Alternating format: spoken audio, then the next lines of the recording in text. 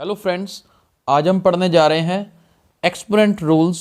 बहुत ही important topic है, किस तरह से पावर्स को हैंडल करना है, बड़े ध्यान से समझिए। सबसे पहला रूल, ए पावर एम मल्टीप्लाई ए पावर एन, यानी कि दो वैल्यूज़ की प्रोडक्ट जिसमें पावर्स अलग अलग हों लेकिन बेस सेम हो।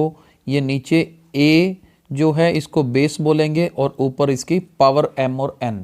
तो इसका रूल क्या है, पावर्स दोनों क्या हो जाती हैं, ऐड हो जाती हैं।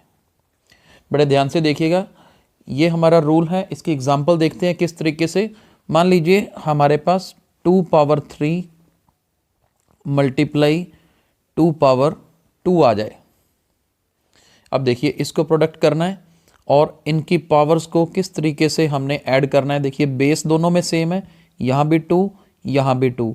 अगर ऐसी सिचुएशन हो तो इसका आंसर क्या होगा, दोनों पावर्स ऐड कर देंगे यानी कि 3 + 2 कर देंगे और इसका आंसर आएगा 2 पावर 5।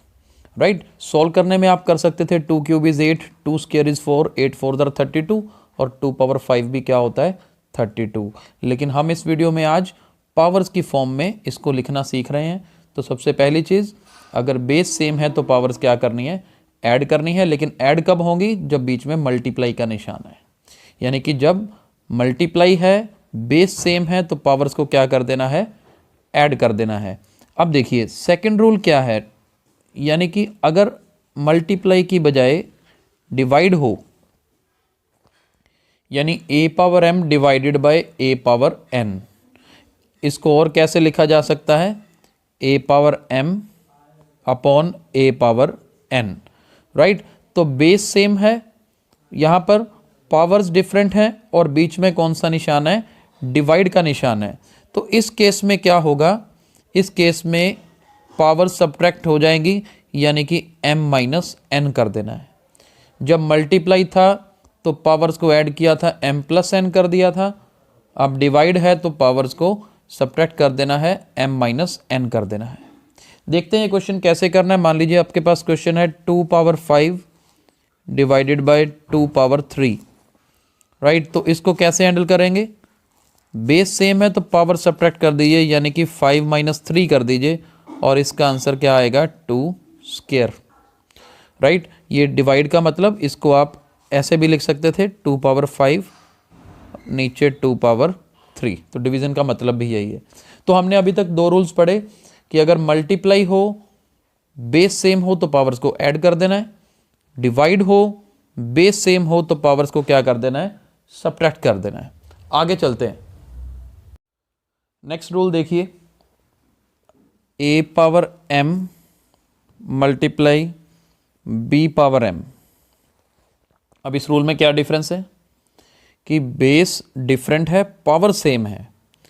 बेस डिफरेंट हो पावर सेम हो, बीच में मल्टीप्लाई का निशान है, तो हमने क्या करना है, दोनों बेस को तो मल्टीप्लाई कर देना है और पावर इकट्ठी लिख देनी है m। यानी कि अब इसकी एग्जांपल देखिए, मान लीजिए हमारे पास 2 पावर 3 हो मल्टीप्लाई 3 पावर 3 हो।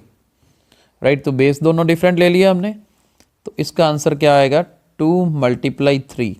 दोनों बेस को प्रोडक्ट करिए, पावर इकट्ठी लिख दीजिए, यानी कि ये आंसर 2 × 3 6 पावर 3 इसका आंसर होगा।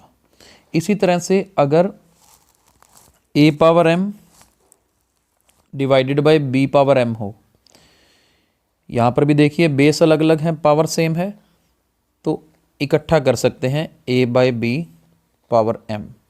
यानी कि अब अगर इसी की एग्जांपल लें, इधर देखिए एग्जांपल यहाँ पे लिख रहे हैं, मान लीजिए 2 क्यूब अपॉन 3 क्यूब हो, तो इसका हमने क्या करना है, 2 अपॉन 3 लिख देना है और पावर 3 इनकी इकट्ठी लिख सकते हैं। राइट, तो अभी तक हमने 4 रूल्स आज पढ़ लिए हैं।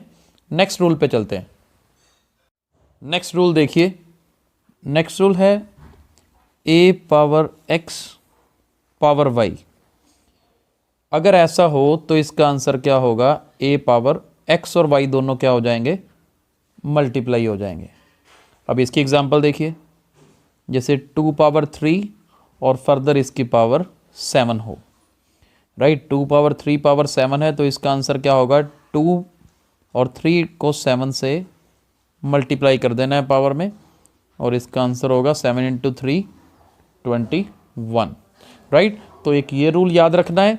Next rule, a power -x अगर हो, यानी कि पावर क्या हो, नेगेटिव हो, तो क्या करना है, बिल्कुल ध्यान से देखिए। अगर पावर नेगेटिव है तो बस इसे a पावर x नीचे चला जाएगा, यानी कि डिनोमिनेटर में जाने से पावर जो है पॉजिटिव हो जाएगी। तो एक इस तरीके से इसकी एग्जांपल देखिए।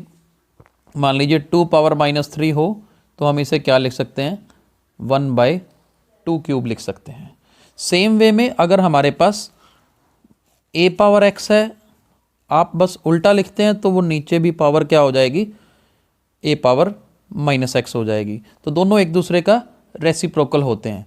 और लास्ट रूल जो हमें याद रखना है एक्सपोनेंट्स का, कि किसी की भी पावर अगर 0 हो, किसी की भी पावर क्या हो, अगर 0 हो, तो उसका आंसर 1 होता है। यानी कि चाहे 2 पावर 0 हो जाए, 3 पावर 0 हो जाए, 5 पावर 0 हो जाए, कुछ भी हो जाए, तो इनका आंसर हमेशा क्या होता है, 1 होता है।